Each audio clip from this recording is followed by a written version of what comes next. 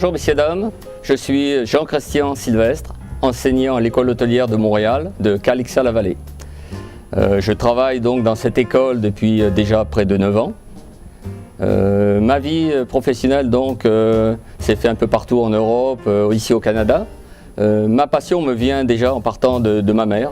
Donc j'ai commencé très jeune, à 5 ans je voulais être pâtissier. Donc à 5 ans j'ai eu comme cadeau de Noël une batterie de cuisine pour pouvoir m'amuser. Donc je pense que c'est réellement une vocation. Et aujourd'hui, donc en 2010, ce qui m'inspire beaucoup évidemment, c'est de voir tous mes collègues de travail, c'est de voir aussi tous les professionnels du métier qui ont su se démarquer à travers le monde.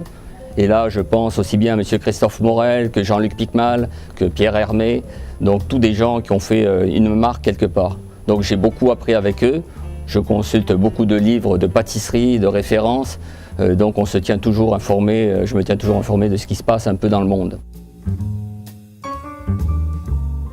Alors l'enseignement pour moi c'est vraiment une chance incroyable de pouvoir faire ce métier-là.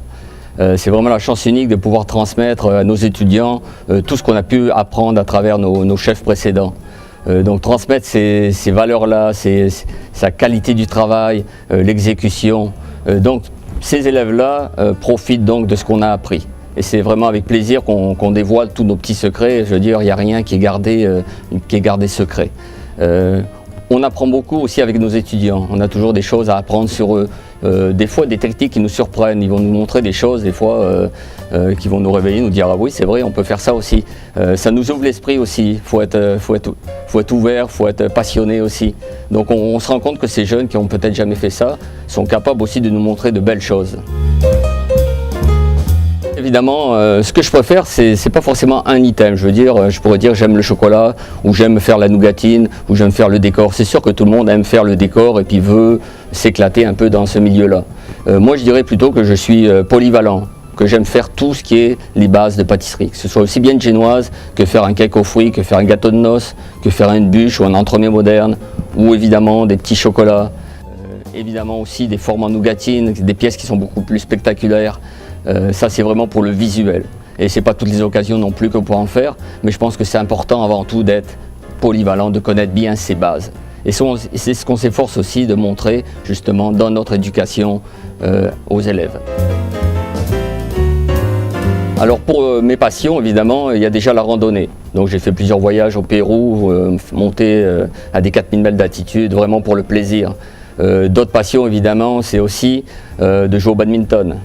Mais une des grandes passions que je me suis découvert, ça fait 4 ans maintenant, c'est d'aller au Burkina Faso en Afrique de l'Ouest, où je peux aller aider des gens qui ont vraiment besoin de ma formation et de mes connaissances. Donc c'est vraiment à ce moment-là une expérience unique et incroyable que j'ai pu vivre et que je vais vivre encore prochainement puisque je retourne là-bas au mois d'août. Donc quand je suis sur place, évidemment j'apporte mon aide dans un orphelinat, je vais dans des écoles et je travaille aussi donc dans des hôtels pour apporter mes connaissances.